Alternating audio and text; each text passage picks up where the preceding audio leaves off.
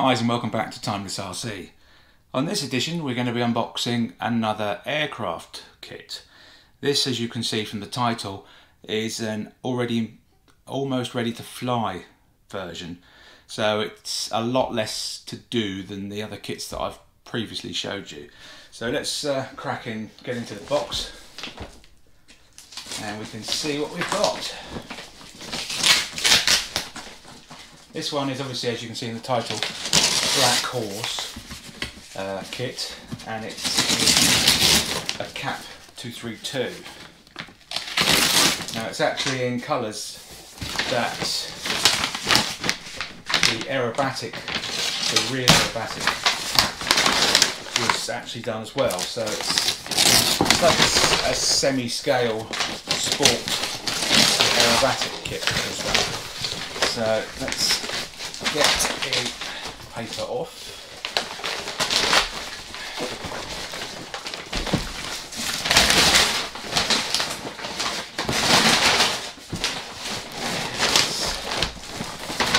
Lay down.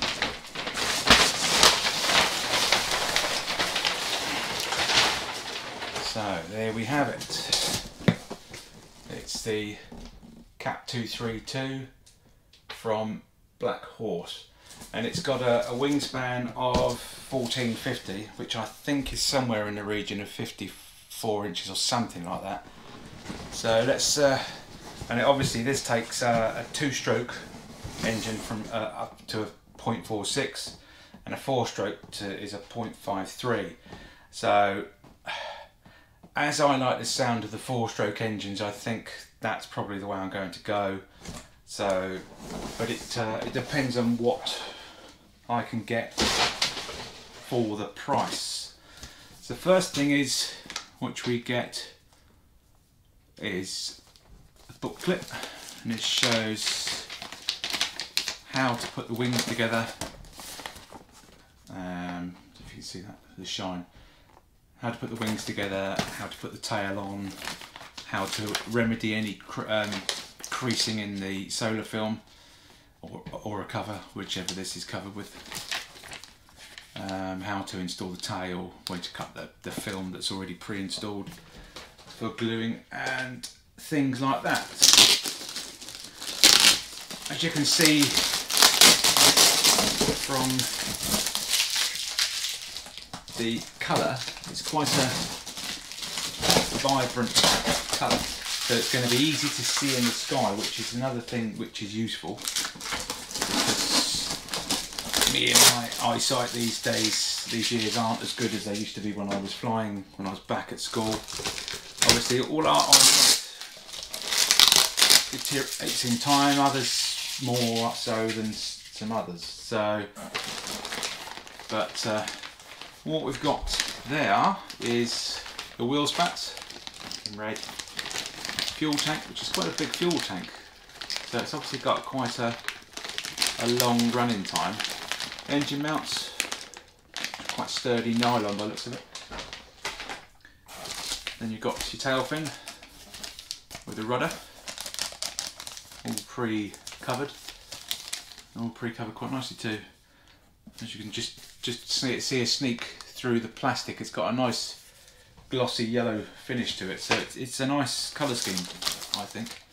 And the other good thing with this is you can see the patination of the wood underneath the film through the film, so it's good. And it's also, the top is the yellow that you see, but it's also blue underneath, so when you're flying you can understand which orientation you are, whether you're upside down or up the correct way, which is quite useful when you're flying at a distance, because it gives you an idea of exactly how you are. Obviously that's the fuselage, which is again pre-built, and it's finished to a very good standard, as you'd expect from Black Horse. Got all your fixing bars, the formers, sorry, to put the servos and etc. in. The firewall is already treated, so it's just a case of putting on the engine motor mounts and fitting the engine. Obviously you need to install the servos as well, but that's sort of personal preference on how and which way you go. The wings, which are again labelled with the Cat 232 sign, and underneath is blue with a yellow diamond, so it's quite unique in the way that you can understand on which orientation, like I said before. So that's the wings. Undercarriage is in two parts, one part for one side obviously, one part for the other. Got a spar in there for something, which I'm not sure exactly what, and I assume this is the cowl, if I can get it open. The engine cowl, which again has got a lovely red glossy finish to it, and it's all pre-cut for the engine. You might have to cut the underside, depends on what engine you use and what exhaust you use. I may go down the route of a sport, I can't remember what they call them now, a tuned exhaust, but again it depends if I go 4-stroke or 2-stroke. 4-stroke is more going to be with its own little tiny exhaust. If you have a 2-stroke, then I'd probably go down the route of a tuned exhaust.